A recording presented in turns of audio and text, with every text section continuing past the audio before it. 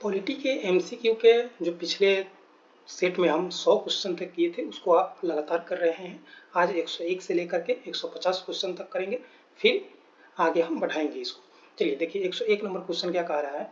101 number कह रहा है कि सुमेलित करने के लिए ये कुछ अनुच्छेद दिया गया है और किस किस प्रावधान में कौन सा अनुच्छेद के तहत दिया गया है, इसको कह रहा है सुमेलित करने के लिए। देखिए धन विधेयक की परिभाषा, भारतीय संविधान में धन विधेयक की परिभाषा है जो अनुच्छेद 110 के तहत दिया गया है। राष्ट्रपति का विशेष अभिभाषण, देखिए राष्ट्रपति का जो विशेष अभिभाषण है वो आर्टिकल 87 के तहत है। जब नई लोकसभा का गठन होता है तो राष्ट्रपति है जो दोनों सदन को अभिभाषण देते हैं, या प्रत्येक वर्ष जो बजट सत्र होता है यानी कि जो वर्ष का पहला सत्र होता है उसमें राष्ट्रपति अभिभाषण देते हैं जिसमें दोनों सत्र को संबोधित करते हैं। किस अनुच्छेद के तहत? आर्टिकल 87 के तहत। केंद्र सरकार के कार्यों का संचालन, केंद्र सरकार के कार्यों का संचालन है जो आर्टिकल 77 के तहत है। वहीं केंद्र सरकार की राजभाषा है, ये 343 में इसका प्रावधान किया गया है। देखिए नेक्स्ट है पिछड़े वर्गों के लिए आयोग, पिछड़े वर्गों के लिए आयोग है जो 340 में है। एससी क्षेत्र घोषित करना, जो शेड्यूल कास्ट है जो क्षेत्र घोषित करना, ये किसके अधिकार क्षेत्र में है? तो राष्ट्रपति के, और ये 341 के तहत ये प्रावधान किया गया है। चलिए नेक्स्ट क्वेश्चन देखिए 102 नंबर। 102 नंबर क्या कह रहा है कि राज्यपाल के पद को परिभाषित किया गया है, यानी कि राज्यपाल के पद को किस अनुच्छेद के तहत परिभाषित किया गया है? तो ये आर्टिकल 153 के तहत राज्यपाल के पद को परिभाषित किया गया है। चलिए नेक्स्ट देखिए 103 नंबर, मुख्यमंत्री की चर्चा किया गया है। जरा किस अनुच्छेद में मुख्यमंत्री की चर्चा की गई है? तो मुख्यमंत्री की चर्चा है जो आर्टिकल 164 में मुख्यमंत्री की चर्चा की गई है। नेक्स्ट देखिए महाधिवक्ता का प्रावधान किस अनुच्छेद में किया गया है? आप देखिए जिस प्रकार से महान्यायवादी केंद्र में होता है, केंद्र सरकार के विधिक सलाहकार होता है, ठीक उसी प्रकार से महान्यायवादी होता है जो राज्य में राज्य सरकार के विधिक सलाहकार होता है, और इसकी चर्चा भारतीय संविधान के अनुच्छेद 165 में किया गया है। इसकी नियुक्ति राज्यपाल के द्वारा किया जाता है। चलिए नेक्स्ट क्वेश्चन देखिए 105 नंबर। देखिए 105 में क्या कह रहा है कि विधानमंडल का प्रावधान किस अनुच्छेद में किया गया है, यानी कि विधानमंडल की चर्चा है भारत के संविधान के किस अनुच्छेद में किया गया है? तो ये अनुच्छेद 168 में कहा गया है कि राज्य में एक विधानमंडल होगा। वहीं ये आर्टिकल 168 में विधानमंडल की चर्चा की गई है। चलिए नेक्स्ट देखिए विधान परिषद किसी विधेयक को कितने समय तक रोक सकता है? देखिए विधान परिषद है जो किसी विधेयक यानी कि साधारण विधेयक के संदर्भ में कह रहा है, क्योंकि वित्त विधेयक जो होता है, वित्त विधेयक है या धन विधेयक है, धन विधेयक विशेष रूप से विधान परिषद का कोई अधिकार नहीं होता है, क्योंकि धन विधेयक पर विधान सभा का ज्यादा अधिकार होता है। तो इसमें यहाँ पर किसी विधेयक का मतलब हो गया कि हम मान के चलते हैं कि सामान्य विधेयक के बारे में कह रहा है कि अधिकतम समय तक कितने समय तक रोक सकता है? तो ये अधिकतम 4 महीना तक ही रोक सकता है, 4 महीना से अधिक समय तक नहीं रोक सकता है। इसके बाद क्या होगा, वही ज्वाइंट सिटिंग बैठाया जाएगा, यानी कि संयुक्त अधिवेशन का प्रावधान किया जाएगा। चलिए नेक्स्ट देखिए 107 नंबर, विधान परिषद में अधिकतम सीटों की संख्या विधानसभा के तुलना में होती है, यानी कि कह रहा है कि विधान परिषद में अधिकतम सीटों की संख्या विधानसभा के तुलना में कितना हो सकता है? मैक्सिमम, तो मैक्सिमम 1/3 सदस्य है जो विधानसभा का हो सकता है विधान परिषद में। मैक्सिमम याद रखिएगा यही हो सकता है, और न्यूनतम 40 सीट विधान परिषद में हो सकता है। पूछेगा कि विधान परिषद में मैक्सिमम सीट कितना, तो उस राज्य के विधानसभा के 1/3 से ज्यादा सदस्य नहीं हो सकते हैं, और विधान परिषद की न्यूनतम सदस्य कितना, तो न्यूनतम सदस्य हो जाएगा 40। चलिए 108 नंबर क्वेश्चन, हाईकोर्ट का प्रावधान किया गया है, किस अनुच्छेद के तहत हाईकोर्ट का प्रावधान किया गया है? तो अनुच्छेद 214 के तहत हाईकोर्ट का प्रावधान किया गया है। चलिए नेक्स्ट देखिए 109 नंबर, पंचायतों से संबंधित निम्नलिखित कथनों में असत्य कथन है, यानी पूछा जा रहा है, 4 ऑप्शन है और इसमें कौन सा असत्य कथन है? महिलाओं के लिए 1/3 आरक्षित सीट, बिल्कुल सही कहा गया है। जो पंचायती प्रावधान किया गया था 73वां संविधान संशोधन 1993 में जब ये लागू हुआ था तो उसमें कहा गया था कि महिला के लिए 1/3 सीट है जो आरक्षित रहेगा। भारत में त्रिस्तरीय पंचायत, देखिए ये गलत है, क्योंकि ये राज्य विधानमंडल को अधिकार दिया गया है कि वो अपने क्षेत्र में त्रिस्तरीय पंचायत रखेंगे कि 2 स्तरीय पंचायत रखेंगे। इस पर मतलब संविधान पूर्ण रूप में नहीं है, लिखा नहीं गया है, ये इसमें प्रावधान नहीं किया गया। क्योंकि आप देखेंगे कहीं कहीं पर 2 स्तरीय पंचायत है, कहीं कहीं पे 4 स्तरीय पंचायत है, कहीं कहीं त्रिस्तरीय पंचायत है, तो ये विशेष रूप से इसका नहीं प्रावधान किया गया था। पंचायत सत्ता के विकेंद्रीकरण के लिए बनाएगा, बिल्कुल डिसेंट्रलाइजेशन ऑफ पावर। स्थानीय स्वशासन का मतलब ये होता है कि सत्ता का विकेंद्रीकरण, यानी कि सत्ता का केंद्रीकरण नहीं होगा, यानी कि सत्ता सिर्फ केंद्र सरकार और राज्य सरकार के हाथ में ही नहीं रहेगी। सत्ता क्या होगा, इसका विभाजन कर दिया जाएगा, क्योंकि विकेंद्रीकरण किया जाएगा, यानी कि छोटे स्तर पर भी सत्ता को हस्तांतरित कर दिया जाएगा। यही होता है सत्ता का विकेंद्रीकरण। अगला कि पंचायतों का कार्यकाल 5 वर्ष तक होगा, जो उसकी पहली बैठक से होती है, बिल्कुल सही है। तो बैठक के 5 साल होता है। तो भारत में क्या है कि त्रिस्तरीय पंचायत का प्रावधान पूरे जगह लागू नहीं है, कहीं कहीं पर 2 स्तर है, कहीं कहीं पर 4 स्तर भी है, अधिकांश जगह त्रिस्तरीय देखने को मिलता है। तो इस प्रकार से इसमें सत्य कौन सा है, बी नंबर हो जाएगा। चलिए नेक्स्ट देखिए 110 नंबर, 73वां संशोधन लागू हुआ था। देखिए 73वां संविधान संशोधन है जो लागू कब हुआ था, तो ये 24 अप्रैल 1993 को हुआ था। 24 अप्रैल 1993 को 24 अप्रैल 1993 को हुआ था लागू। इसीलिए 24 अप्रैल को हम पंचायती राज दिवस के रूप में भी मनाते हैं। याद रखिएगा 24 अप्रैल 1993 को 73वां संविधान संशोधन लागू हो गया था, इसीलिए 24 अप्रैल को हम पंचायती राज दिवस के रूप में मनाते हैं। चलिए 111 नंबर, गैर संवैधानिक निकाय है। गैर संवैधानिक निकाय का मतलब है कि कौन सा निकाय है जिसका चर्चा भारतीय संविधान में नहीं किया गया है। देखिए राष्ट्रीय विकास परिषद है और राष्ट्रीय योजना आयोग है, ये दोनों की चर्चा भारतीय संविधान में नहीं किया गया है, इसलिए ये दोनों के दोनों गैर संवैधानिक निकाय हो जाएंगे। चलिए नेक्स्ट देखिए 12 नंबर, वित्त आयोग का कार्यकाल होता है। देखिए वित्त आयोग का कार्यकाल होता है, ये मुख्यतः 5 वर्ष तक इसका कार्यकाल होता है। वित्त आयोग की चर्चा भारतीय संविधान के 280 में किया गया है। इसमें कहा गया है कि प्रत्येक 5 वर्ष पर राष्ट्रपति वित्त आयोग का गठन करेंगे और इसके सिफारिश के आधार पर 5 साल उसका कार्यकाल रहेगा। इसमें वित्त आयोग में एक अध्यक्ष और 4 सदस्य होते हैं, यानी टोटल 5 मेंबर का एक समिति बनाया जाता है। और ये मुख्य रूप से केंद्र और राज्य के बीच में जो टैक्स का डिस्ट्रीब्यूशन है किस प्रकार से हो, इसके लिए वित्त आयोग सिफारिश करती है। और ये इसका कार्यकाल कितना होता है, 5 वर्ष होता है। अभी आप जानते हैं कि हाल ही में 16वां वित्त आयोग का गठन किया गया था और उसके अध्यक्ष है जो अरविंद पनगडिया है, और इन्होंने अपना सिफारिश राष्ट्रपति को सौंप दिया है और इन्होंने बताया है कि 41% जो टैक्स हस्तांतरण का वो राज्य के पास जाना चाहिए। तो इस प्रकार से वित्त आयोग के बारे में हम जाने हैं। चलिए नेक्स्ट क्वेश्चन देखिए 113 नंबर, कह रहा है कि कौन सा असत्य है, कह रहा है कि कौन सा असत्य है। देखिए कौन सा असत्य है कि प्रथम संशोधन कौन सा असत्य है, प्रथम संशोधन 1981, ये गलत हो जाएगा।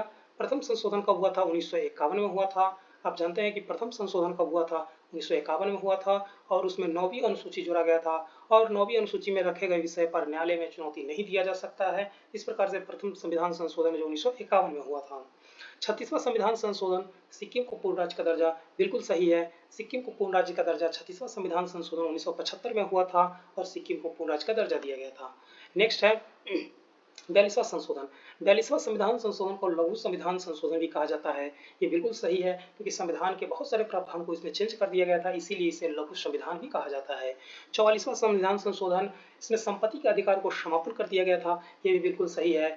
जो संपत्ति के जो अधिकार है वो मूल अधिकार से हटा करके उसे संवैधानिक अधिकार में रख दिया गया और संपत्ति के जो अधिकार वर्तमान में है वो भारतीय संविधान के अनुच्छेद 300A और भाग 12 में रख दिया गया है।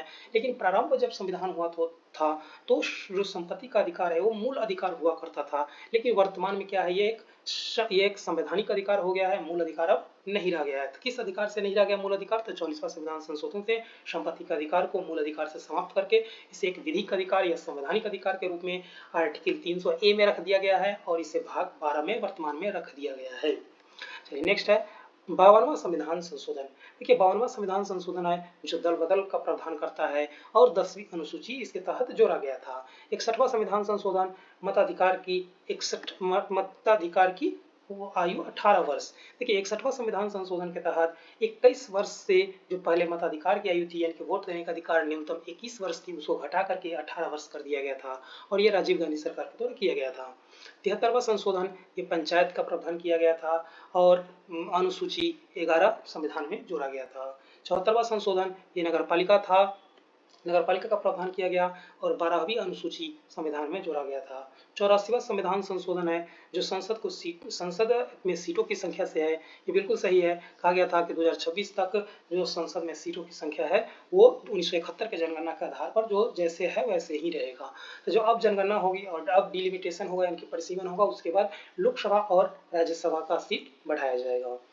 चलिए 10 नंबर में क्या है कि 51वां संविधान संशोधन, मंत्रिमंडल का आकार 15% कर दिया गया था। बिल्कुल सही है। 51वें संविधान संशोधन के तहत कहा गया कि मंत्रिमंडल का जो आकार है वो 15% फिक्स कर दिया गया, यानी कि लोकसभा का 15%, यानी कि लोकसभा के 15% से अधिक को सदस्य को मंत्री नहीं बनाया जाएगा और राज्य में विधानसभा के 15% से अधिक सदस्य को मंत्री नहीं बनाया जाएगा, यानी कि टोटल जो मेंबर होते हैं सदन के तो उसके 15% अधिक सदस्य को मंत्री नहीं बनाया जा सकता है। ये किसमें फिक्स कर दिया गया था? 51वें संविधान संशोधन में कर दिया गया था।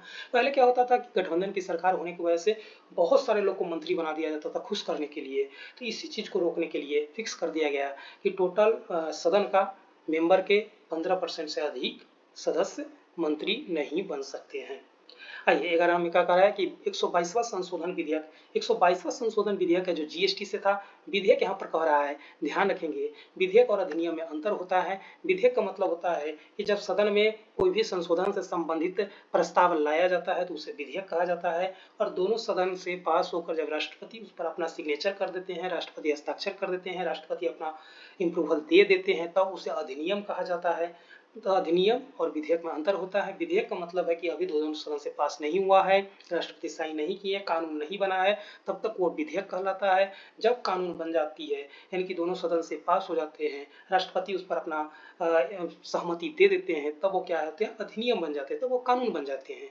तो 122वां संशोधन विधेयक है वो जीएसटी से संबंधित था और जब जीएसटी पास हो गया, जब कानून बन गया, तब वो विधेयक कहलाया और विधेयक नहीं तब अधिनियम कहलाया, तब 101वां अधिनियम कहलाएगा, तब 101वां संविधान संशोधन अधिनियम कहलाएगा।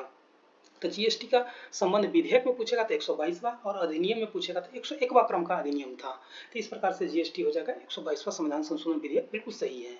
125वां संविधान संशोधन विधेयक, स्वर्णों को 10% आरक्षण, ये गलत है क्योंकि 125वां है जो एससी एसटी के लिए जो 10 साल के समय सीमा होती थी लोकसभा में उसको बढ़ाया गया था और एंग्लो इंडियन के जो सदस्य नियुक्त हो जाते थे लोकसभा में 2 सीट और राज्यों के विधानसभा में 1 सीट राज्यपाल के द्वारा मनोनीत किया जाता था, उसको समाप्त कर दिया गया था। 125वां संविधान संशोधन विधेयक से एससी एसटी के जो लोकसभा में जो आरक्षण है सीटों का उसको बढ़ाया गया और एंग्लो इंडियन जो लोकसभा में 2 सीट और विधानसभा में 1 सीट नियुक्त होते थे उसको समाप्त कर दिया गया। तो 125वां संविधान संशोधन विधेयक का संबंध उससे है, ना कि ईडब्ल्यूएस से है। चलिए नेक्स्ट क्वेश्चन 114 नंबर।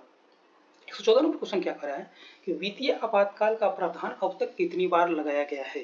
देखिए वित्तीय आपातकाल है जो भारतीय संविधान के अनुच्छेद 360 में इसका जिक्र किया गया है और अभी तक एक बार भी इसे नहीं लगाया गया है। आप याद रखेंगे 3 प्रकार के तीन प्रकार के आपातकाल की चर्चा की गई है। एक राष्ट्रीय आपातकाल है 352 में है, एक राष्ट्रपति शासन है 356 में है, एक है वित्त आपातकाल 360 में है। ये 3 प्रकार की आपातकाल की चर्चा की गई है जिसमें उपरोक्त 2 प्रकार की जो आपातकाल है जैसे राष्ट्रीय आपातकाल और राष्ट्रपति शासन है जिसे प्रभावी बनाया गया है, लागू किया गया है समय समय पर, लेकिन अभी तक वित्तीय आपातकाल का प्रावधान भारतीय संविधान में कभी भी लागू नहीं हो सका है। चलिए नेक्स्ट क्वेश्चन 115। देखिए 115 में क्या कह रहा है? 115 में कह रहा है कि राष्ट्रपति द्वारा प्रधानमंत्री की नियुक्ति किस अनुच्छेद के तहत की जाती है? यानी कि राष्ट्रपति है जो प्रधानमंत्री की नियुक्ति किस अनुच्छेद के तहत करते हैं? ये हो जाएगा अनुच्छेद 75 के तहत प्रधानमंत्री की नियुक्ति है जो राष्ट्रपति करते हैं। आप याद रखेंगे कि प्रधानमंत्री का नियुक्ति होता है और वो कौन करते हैं? तो वो राष्ट्रपति करते हैं। आइए 16 नंबर। भारतीय संसद के अनिवार्य अंग कौन कौन माने जाते हैं? भारतीय संसद के अनिवार्य अंग कौन कौन से माने जाते हैं? तो इसका हो जाएगा लोकसभा हो जाएगा, राज्यसभा हो जाएगा और राष्ट्रपति हो जाएगा। ये तीनों के तीनों अंग है जो भारतीय संसद के अंग माने जाते हैं। भारतीय संविधान के अनुच्छेद 79 में इस चीज का प्रावधान किया गया है कि लोकसभा, राज्यसभा और राष्ट्रपति मिलकर के भारतीय संसद का निर्माण करेगी। इस प्रकार से ये तीनों अंग है जो संसद के अनिवार्य अंग है। 117 नंबर क्वेश्चन, राष्ट्रपति का वीटो पावर किस देश से लिया गया है? तो राष्ट्रपति के जो वीटो पावर है वो कहाँ से लिया गया है, वो अमेरिका से लिया गया है। नेक्स्ट देखिए 118 नंबर, राष्ट्रपति चुनाव में कौन शामिल होता है, तो लोकसभा के निर्वाचित सदस्य, बिल्कुल लोकसभा के निर्वाचित सदस्य शामिल होंगे, राज्यसभा के निर्वाचित सदस्य शामिल होंगे, राज्य विधानसभा के निर्वाचित सदस्य होंगे, ये बिल्कुल सही है। और दिल्ली और पुदुचेरी विधानसभा के निर्वाचित सदस्य भी शामिल होंगे। तो आप याद रखिएगा जो भी लोग इसमें शामिल होंगे, लोकसभा हो, राज्यसभा हो, विधानसभा हो, सभी निर्वाचित सदस्य शामिल होंगे, यानी कि मनोनीत सदस्य शामिल इसमें नहीं होते हैं। इस बात को ध्यान रखिएगा, सिर्फ निर्वाचित सदस्य ही शामिल होते हैं। आइए 119 नंबर, राष्ट्रीय आपातकाल का प्रावधान किस देश से लिया गया है, तो राष्ट्रीय आपातकाल की प्रावधान किस देश के संविधान से लिया गया है, तो ये जर्मनी के वाइमर संविधान से लिया गया है। राष्ट्रीय आपातकाल की चर्चा भारतीय संविधान के अनुच्छेद 352 में की गई है, और इस कहाँ से हम लोग अधिग्रहण किए हैं, तो ये जर्मनी के संविधान से लिया गया है। संविधान में मंत्रिमंडल कैबिनेट शब्द की चर्चा मात्र एक बार ही की गई है, वह अनुच्छेद है। देखिए संविधान, मूल संविधान है, उसमें मंत्रिमंडल की चर्चा नहीं की गई थी, मंत्री परिषद की चर्चा की गई है। लेकिन 44वां संविधान संशोधन करके एक जगह मंत्रिमंडल यानी कि कैबिनेट शब्द को जोड़ा गया है, और ये जोड़ा गया है 352 में। अब जिक्र कर रहे थे अभी हम कि अनुच्छेद 352 है, इसमें राष्ट्रीय आपातकाल की चर्चा की गई है। इसमें कहा गया है कि मंत्रिमंडल के सिफारिश यानी कि लिखित सिफारिश के बिना राष्ट्रपति है जो राष्ट्रीय आपातकाल की घोषणा नहीं कर सकते हैं। इसी में एक बार है जो मंत्रिमंडल शब्द जोड़ा गया है, और ये मूल संविधान में नहीं था, 44वां संविधान संशोधन करके इसको जोड़ा गया है मंत्रिमंडल सर। देखिए मंत्रिपरिषद होता है, मंत्रिपरिषद में ऐसी कुछ जो खास मंत्री होते हैं उसी को मंत्रिमंडल के समूह में शामिल किया जाता है। तो मंत्रिमंडल कुछ नया चीज नहीं है, मंत्रिपरिषद से ही उपजा एक शब्द है, जिसमें मंत्रिपरिषद में बहुत सारे मंत्री होंगे, लेकिन जो कुछ खास मंत्री होंगे उसके समूह को मंत्रिमंडल, उसे कैबिनेट कहा जाता है। जब राष्ट्रीय आपातकाल की बात आती है तो इसी में चर्चा की गई है कि मंत्रिमंडल के लिखित सलाह पर राष्ट्रपति राष्ट्रीय आपातकाल की घोषणा कर सकते हैं। यही चर्चा कहाँ है, 352 में है।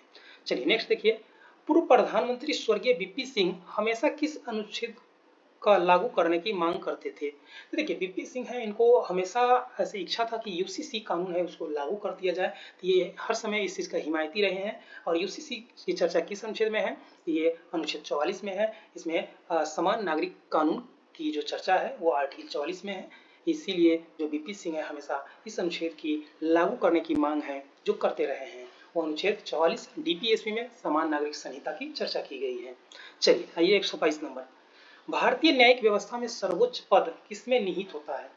देखिए न्यायिक व्यवस्था में पूछा जा रहा है कि सर्वोच्च पद किसमें निहित होता है, तो जो न्यायपालिका है उसमें सबसे बड़े पद किसको दिया गया है, तो सीजेआई को दिया गया है। इनके चीफ जस्टिस ऑफ इंडिया होते हैं, उनको न्यायपालिका में सर्वोच्च पद निहित किया गया है।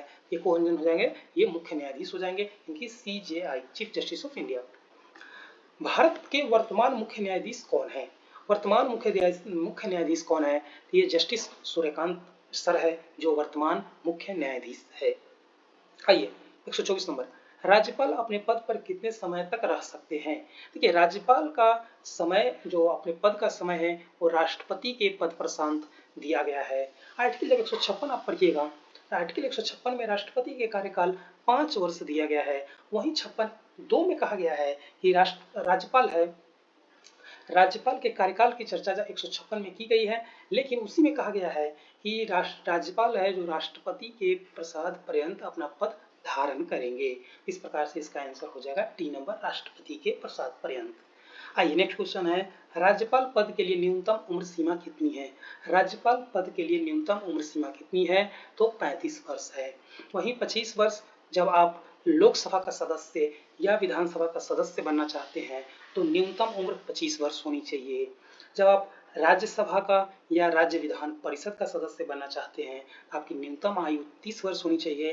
राष्ट्रपति, उपराष्ट्रपति और राज्यपाल के लिए आपका न्यूनतम उम्र है जो 35 वर्ष होनी चाहिए। चलिए नेक्स्ट क्वेश्चन देखिए, राज्यपाल का वेतन वर्तमान में कितना है, तो इसमें से कोई नहीं हो जाएगा। राज्यपाल का वेतन लगभग 3.5 लाख रुपया प्रति माह दिया जाता है, तो इसमें से कोई नहीं हो जाएगा। चलिए, भारत के प्रथम मुख्य न्यायाधीश कौन थे, भारत के प्रथम मुख्य न्यायाधीश हीरालाल जेकानिया साहब थे। इसका आंसर हो जाएगा बी नंबर, भारत के प्रथम मुख्य न्यायाधीश हीरालाल जेकानिया, वर्तमान में सूर्यकांत वर्मा सर है। चलिए नेक्स्ट देखिए, 128 नंबर क्वेश्चन क्या कह रहा है, आइए, 128 नंबर क्वेश्चन है कि भारत के मुख्य न्यायाधीश पद पर कोई व्यक्ति कितने समय तक रह सकता है। देखिए, इसकी कोई चर्चा नहीं की गई है। मुख्य न्यायाधीश हो या न्यायाधीश हो, इसके कार्यकाल की चर्चा भारतीय संविधान में नहीं की गई है। बस इतना ही कहा गया है कि सुप्रीम कोर्ट के जो न्यायाधीश होंगे वो 65 वर्ष की आयु में रिटायर्ड कर जाएंगे और हाई कोर्ट के जो न्यायाधीश होंगे वो 62 वर्ष की आयु में रिटायर्ड कर जाएंगे। अगर व्यक्ति कोई चीफ जस्टिस ऑफ इंडिया यानी कि मुख्य न्यायाधीश बन जाते हैं और तब उनकी आयु कम है 65 वर्ष से, जब तक 65 वर्ष पूरा ना हो जाता है तब तक वो अपने पद पर आसीन रहेंगे। तो ये हो जाएगा 65 वर्ष की उम्र तक। मान लीजिए 2 ही 3 दिन काम किए, 65 वर्ष पूर गया तो रिटायर्ड कर जाएंगे। अगर 1-2 साल काम किए, 65 वर्ष पूर गया तब रिटायर्ड करेंगे। तो इसके लिए 65 वर्ष की उम्र का ही इंतजार किया जाएगा। इसके लिए कोई समय सीमा फिक्स नहीं किया गया है। आइए 129, वर्तमान में भारत में कितने उच्च न्यायालय है। वर्तमान में भारत में 25 सुप्रीम कोर्ट है। देखिए, ऐसे प्रावधान किया गया है कि 214 में कहा गया है कि सभी राज्य में एक हाई कोर्ट की स्थापना किया जाएगा, लेकिन ऐसा कोई जरूरी नहीं है कि सभी राज्य में हाई कोर्ट की स्थापना करना अनिवार्य नहीं है। एक हाई कोर्ट की सीमा दूसरे राज्य को ही दिया जा सकता है। जैसे आप जानते हैं कि पूर्वोत्तर में बहुत कम हाई कोर्ट है, जो गुवाहाटी हाई कोर्ट है असम में स्थापित है, उसी को पूरा क्षेत्राधिकार दिया गया है कि भाई अन्य राज्य को भी देख लिया जाए। यानी कि इसका कहने का ये मतलब है कि एक हाई कोर्ट जो दूसरे राज्य के भी जो विधिक प्रावधान है उसको देखरेख कर सकती है। तो इस प्रकार से अभी वर्तमान में 25 हाई कोर्ट है। सबसे नवीनतम जो हाई कोर्ट है वो अमरावती हाई कोर्ट है। चलिए नेक्स्ट देखिए 130, उच्च न्यायालय के मुख्य न्यायाधीश की नियुक्ति कौन करता है। तो उच्च न्यायालय के मुख्य न्यायाधीश की नियुक्ति है जो राष्ट्रपति के द्वारा किया जाता है और इसकी जो शपथ है वो उस राज्य के राज्यपाल के द्वारा दिलाया जाता है। नियुक्ति पूछा गया है तो नियुक्ति राष्ट्रपति ही करेंगे। आइए 131, उच्चतम न्यायालय के मुख्य न्यायाधीश की नियुक्ति कौन करता है। तो उच्चतम न्यायालय की यानी सुप्रीम कोर्ट के बारे में पूछा जा रहा है, सुप्रीम कोर्ट के मुख्य न्यायाधीश की नियुक्ति कौन करता है। तो इसकी नियुक्ति भी राष्ट्रपति के द्वारा ही किया जाता है और राष्ट्रपति ही इसको शपथ दिलाते हैं। चलिए नेक्स्ट देखिए 132 नंबर, उच्च न्यायालय के जज के लिए न्यूनतम उम्र सीमा क्या है। देखिए, उच्च न्यायालय हो या सुप्रीम कोर्ट हो, इसके जज के लिए न्यूनतम उम्र सीमा की चर्चा कहीं नहीं किया गया है कि किस उम्र में न्यूनतम वो जज बन सकते हैं। इस प्रकार से इसकी कोई निश्चित सीमा तय नहीं की गई है। इसमें सिर्फ इतना बताया गया है कि अगर उच्च न्यायालय के जज है तो 62 वर्ष की उम्र में अपने रिटायर्ड कर जाएंगे अपने कार्यकाल से, और अगर वो सुप्रीम कोर्ट के जज है तो 65 वर्ष की आयु में वो रिटायर्ड कर जाएंगे। बस उम्र सीमा इसी चीज का है, रिटायर्ड होने का, नहीं उसके कार्यकाल के लेकर सीमा तय की गई है, नहीं उसकी न्यूनतम उम्र सीमा तय की गई है। इस चीज को एकदम कन्फर्म याद रखेंगे। सबसे अधिक जजों की संख्या वाला हाई कोर्ट कौन सा है। तो सबसे अधिक जजों वाली जो हाई कोर्ट है वो इलाहाबाद है, क्योंकि यहाँ पर जजों की संख्या सर्वाधिक है। सबसे पुराना हाई कोर्ट कौन है, कि सबसे पुराना हाई कोर्ट कौन है। तो कलकत्ता हाई कोर्ट है जो सबसे पुराना है। आप याद करिए कि जब 1773 का अधिनियम आया था, रेगुलेटिंग एक्ट 1773 आया था, उसी समय प्रावधान किया गया था कि कोलकाता में एक हाई कोर्ट होगा। उस समय उसे सुप्रीम कोर्ट कहा जाता था। तो सबसे पहला वही स्थापित किया गया था जो अभी वर्तमान में हाई कोर्ट के रूप में काम कर रही है। तो सबसे पुराना कौन सा हो जाएगा, ये कोलकाता हाई कोर्ट हो जाएगा। जजों की संख्या के आधार पर सबसे छोटा हाई कोर्ट कौन है। देखिए, जजों के आधार पर, संख्या के आधार पर देखिएगा तो सबसे छोटा जो हाई कोर्ट है वो सिक्किम का गंगटोक हाई कोर्ट है। आइए 36, किस एकमात्र केंद्र शासित प्रदेश का अपना अलग हाई कोर्ट है। पूछ रहा है कि किस एकमात्र केंद्र शासित प्रदेश है जिसका अपना हाई कोर्ट है। तो आप जानते हैं कि दिल्ली में एक हाई कोर्ट है और वो दिल्ली के लिए है, तो दिल्ली एक केंद्र शासित प्रदेश है और इसके पास एक अपना हाई कोर्ट है। वहीं चंडीगढ़ देखिएगा तो चंडीगढ़ वही पंजाब हरियाणा जो हाई कोर्ट है उसमें अपना काम निपटा लेती है। अंडमान निकोबार द्वीप है, ये कोलकाता हाई कोर्ट में अपना काम निकलवा लेती है। पुदुचेरी है तो ये आंध्र प्रदेश वाले जो अमरावती है उसमें अपना काम निकलवा लेती है। इस प्रकार से सभी जो केंद्र शासित प्रदेश है उसके पास अपना हाई कोर्ट नहीं है। आइए 137, किस दो केंद्र शासित प्रदेश को विधानसभा है। किस दो केंद्र शासित प्रदेश में विधानसभा है। तो वर्तमान में दिल्ली और पुदुचेरी ऐसे केंद्र शासित प्रदेश है जिसका अपना विधानसभा है। आइए 138, किस विधानसभा में सीटों की संख्या न्यूनतम है। किस विधानसभा में सीटों की संख्या न्यूनतम है। तो ये गोवा में मात्र 40 विधानसभा सीटों वाली सबसे न्यूनतम सबसे छोटा विधानसभा है, ये कहाँ है? ये गोवा में है। ऐसे कहा गया है भारतीय संविधान में कि जो विधानसभा की न्यूनतम सदस्य संख्या है वो 60 होनी चाहिए और मैक्सिमम है जो 500 होनी चाहिए। लेकिन गोवा क्या है? एक अपवाद स्वरूप है, यहाँ पर मात्र 40 विधानसभा सीट वाली एक विधानसभा है। आइए 139 का क्या कहा गया है कि किस विधानसभा में सीटों की संख्या सर्वाधिक है। पूछ रहा है किस विधानसभा में सीटों की संख्या सर्वाधिक है, तो ये हो जाएगा उत्तर प्रदेश। उत्तर प्रदेश में 403 विधानसभा सीटों वाली भारत की सबसे बड़ा विधानसभा है। नेक्स्ट क्वेश्चन 140, बिहार विधानसभा में सीटों की संख्या कितनी है? तो बिहार विधानसभा में वर्तमान में 243 सीट है, यानी कि बिहार विधानसभा में वर्तमान में कितना सीट है? तो 243 है। वहीं बिहार में लोकसभा की सीट कितनी है? तो बिहार में लोकसभा की सीट 40 है। बिहार में राज्यसभा की सीट कितनी है? तो बिहार में राज्यसभा की सीट 16 है। बिहार में विधान परिषद भी है, तो बिहार में विधान परिषद की कितनी सीट है? तो बिहार में विधान परिषद के लिए कितना सीट है? तो 75 सीट है बिहार विधान परिषद के लिए। इस प्रकार से सभी जो सीट है इस प्रकार से जो हम बोल दिए हैं, ध्यान से आप लोग सुन लीजिएगा। आइए 141, आंध्र प्रदेश राज्य विधानसभा में सीटों की संख्या कितनी है? तो आंध्र प्रदेश में विधानसभा सीटों की संख्या कितनी है? तो ये 294 सीट है आंध्र प्रदेश की विधानसभा सीटों में। इस प्रकार से कुछ जो इंपोर्टेंट विधानसभा है उसकी सीट, जैसे जिसमें चुनाव हुआ रहता है हाल ही फिलहाल में, उसमें विधानसभा सीटों की पूछे जाने की संभावना रहती है। चलिए नेक्स्ट देखिए 142 में क्या कहता है कि तेलंगाना राज्य विधानसभा में सीटों की संख्या कितनी है? तो तेलंगाना में जो विधानसभा की सीटों की संख्या है वो 119 है। चलिए नेक्स्ट देखिए, किस एकमात्र राज्य विधानसभा का कार्यकाल 6 वर्ष का था? पूछ रहा है कि कौन से एकमात्र विधानसभा का कार्यकाल है जो 6 वर्ष का था। आमतौर पर विधानसभा का कार्यकाल है 5 वर्ष का ही होता है, लेकिन एकमात्र विधानसभा है जिसका कार्यकाल 6 वर्ष का था। तो ये कौन सा था? तो ये जम्मू कश्मीर का विधानसभा है, इसका कार्यकाल 6 वर्ष तक रहा था। आइए 144, किसी राज्य विधान परिषद सदस्य का कार्यकाल कितनी अवधि तक होती है? किसी राज्य विधान परिषद के सदस्यों के कार्यकाल, तो विधान परिषद के सदस्यों का कार्यकाल है जो 6 वर्ष का होता है। विधान परिषद है जो पूर्ण रूप से समाप्त नहीं होती है या एक बार में पूरे सदस्य का चुनाव नहीं होता है, वो 6 वर्ष का कार्यकाल होती है और प्रत्येक 2 वर्ष पर 1/3 सदस्य रिटायर्ड होते रहते हैं और उतने ही सदस्यों का चुनाव होते रहता है। रोटेशन के आधार पर ये चलता रहता है, ये कभी पूर्ण रूप से समाप्त नहीं होती है या पूरे के पूरे विधानसभा सदस्यों का चुनाव एक बार नहीं होता है। जिस प्रकार से विधानसभा का सदस्य है, विधानसभा में क्या होती है कि 5 साल के बाद पूरे समाप्त हो जाती है और सभी सदस्य नवीनतम रूप से चुनकर आते हैं, लेकिन विधान परिषद में ऐसे नहीं होते, रोटेशन के आधार पर चुनाव होते रहती है। आइए 145, विधान परिषद में सर्वाधिक सीट वाला राज्य कौन सा है?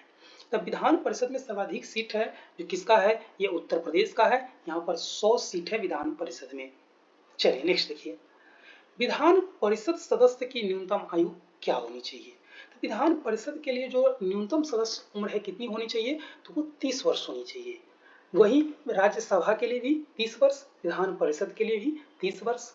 जब आप नगर पालिका या पंचायत चुनाव लड़ते हैं तो न्यूनतम आयु 21 वर्ष होनी चाहिए। इनकी मुखिया बनने के लिए क्या आगे क्वेश्चन भी है कि मुखिया बनने के लिए कितना न्यूनतम आयु होनी चाहिए? तो 21 वर्ष। इनके स्थानीय स्वशासन का चुनाव लड़ने के लिए 21 वर्ष। आपको नगर पालिका में वार्ड बनने के लिए 21 वर्ष। 25 वर्ष किसके लिए है? तो विधानसभा का सदस्य बनने के लिए, यानी कि MLA बनने के लिए, और MP मेंबर ऑफ पार्लियामेंट बनने के लिए, वो भी लोकसभा के सदस्य बनने के लिए न्यूनतम आयु 25 वर्ष होनी चाहिए। देखिए MP में भी 2 सदस्य होते हैं, एक राज्यसभा के लिए सदस्य होती है, एक लोकसभा के लिए। तो राज्यसभा के लिए जब आप सदस्य बनने जाइएगा तो न्यूनतम आयु 30 वर्ष होनी चाहिए, लेकिन लोकसभा के सदस्य बनने के लिए न्यूनतम आयु 25 वर्ष होनी चाहिए। वहीं 35 वर्ष किसके लिए है? तो राज्यपाल, राष्ट्रपति और उपराष्ट्रपति के पद पर आसीन होने के लिए न्यूनतम आयु है जो 35 वर्ष होनी चाहिए। आइए 147 नंबर, मुखिया बनने के लिए न्यूनतम उम्र सीमा कितनी होनी चाहिए? तो मुखिया बनने के लिए न्यूनतम आयु सीमा है जो 21 वर्ष होने की चाहिए, यानी कि 21 वर्ष के कोई व्यक्ति है जो मुखिया बन सकता है। आइए 148, विधायक बनने के लिए अधिकतम उम्र की सीमा कितनी होनी चाहिए? अधिकतम उम्र की कोई सीमा नहीं है, लेकिन न्यूनतम उम्र की सीमा है। यहाँ पर पूछा जा रहा है अधिकतम, तो अधिकतम कोई व्यक्ति किसी भी उम्र में विधायक बन सकता है, लेकिन न्यूनतम उम्र विधायक बनने की कितनी है? तो 25 वर्ष है। यहाँ पर पूछा जा रहा था अधिकतम सीमा, अधिकतम उम्र की सीमा, तो अधिकतम कोई सीमा नहीं है, किसी भी उम्र में आप विधायक बन सकते हैं। आइए 149 नंबर, विधानसभा का कार्यकाल कितने दिनों का संवैधानिक सीमा है? विधानसभा का कार्यकाल है जो 5 वर्ष का संवैधानिक सीमा रखा गया है। अगर विधानसभा है जो अगर वहाँ की सरकार पहले बहुमत खो देती है तो पहले ही समाप्त कर दिया जाएगा और फिर से चुनाव होगा। लेकिन सब कुछ ठीक ठाक चल रहा है तो 5 वर्ष तक एक विधानसभा का कार्यकाल होता है, जब तक सरकार सत्ता में है, बहुमत में है तब तक। आइए आज का लास्ट क्वेश्चन देखते हैं। ये सेशन का हमारा लास्ट क्वेश्चन है 150 नंबर। वर्तमान में कितने राज्य में विधान परिषद का अस्तित्व है? यानी कि पूछा आपसे जा रहा है कि वर्तमान में कितने राज्य में विधान परिषद है। तो वर्तमान में 6 ऐसा राज्य है। पहले 7 था, पहले जम्मू कश्मीर को ले लिया जाता था, वहां पर भी विधान परिषद था, लेकिन वर्तमान में 6 ऐसा मात्र राज्य है जहां पर विधान परिषद अस्तित्व में है। एक बिहार है, उत्तर प्रदेश है, महाराष्ट्र है, आंध्र प्रदेश है, कर्नाटका है और एक तेलंगाना है। मात्र इतने ही राज्य, 6 राज्य हैं जहां पर विधान परिषद का अस्तित्व है। भारतीय संविधान के अनुच्छेद 168 में इस प्रकार के प्रावधान किया गया है, जहां पर कहा गया है कि राज्य में एक विधान मंडल होगा। 168 में कहा गया है कि एक विधान मंडल होगा। 169 में विधान परिषद की चर्चा की गई है। 169 में विधान परिषद की चर्चा की गई है। 170 में कहा गया है कि विधानसभा का गठन किया जाएगा। वहीं 171 में कहा गया है कि विधान परिषद की संरचना किस प्रकार से होगी। संरचना का मतलब है कि कितने सदस्य किस क्षेत्र से चुनकर आएंगे, कितने सदस्य को राज्यपाल मनोनीत करेंगे, इसके बारे में चर्चा भारतीय संविधान के अनुच्छेद 171 में किया गया है। तो इस प्रकार से विधान परिषद से संबंधित कुछ फैक्ट था। विधान परिषद के सदस्यों का कार्यकाल 6 वर्ष का होता है और विधान परिषद है वर्तमान में भारत के 6 राज्यों में है। इस प्रकार से तो आज का सेशन हम यहीं पर समाप्त करते हैं, फिर अगला लाएंगे, उसमें फिर 50 क्वेश्चन का डिस्कशन करेंगे। जय हिंद, जय भारत। अगर आपको अच्छा लगे तो लाइक कर लीजिएगा, चैनल को सब्सक्राइब कर लीजिएगा और शेयर कीजिएगा, मन होगा तो कमेंट भी कर दीजिएगा।